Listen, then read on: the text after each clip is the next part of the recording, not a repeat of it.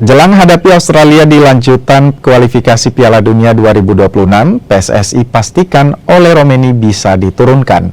Di samping itu, 3 pemain juga siap dinaturalisasi, yakni Emil Audero, Dean James, dan Joe Pelupessy. Ketua Umum PSSI Erick Thohir memastikan Ole Romeni bisa diturunkan timnas saat melawat ke markas Australia. Setelah memiliki paspor Indonesia, Ole Romeni juga sudah diakui FIFA sebagai pemain Indonesia melalui surat yang dikirim ke PSSI. Selain Ole Romeni, PSSI juga tengah berupaya mengejar proses alih warga negara 3 pemain lain, penjaga gawang Emil Audero, wingback Dean James, dan gelandang bertahan Joe Pelupessy.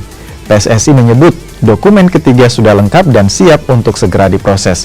Jika memungkinkan, ketiganya diharapkan bisa bermain di periode kualifikasi Piala Dunia Maret, di mana Indonesia menjalani laga tandang melawan Australia dan menjamu Bahrain di Jakarta.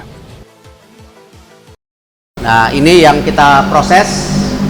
Saya sudah lapor Bapak Presiden, Pak Prabowo, sangat welcome. Lalu saya sudah telepon Pak Menpora, nanti silakan tanya. Dan minggu depan kita akan segera proses. Ya, kita akan mengejar supaya bisa main di bulan Maret. Ya, jadi kalau Ole sudah pasti bisa main. Tapi yang 3 ini akan kita push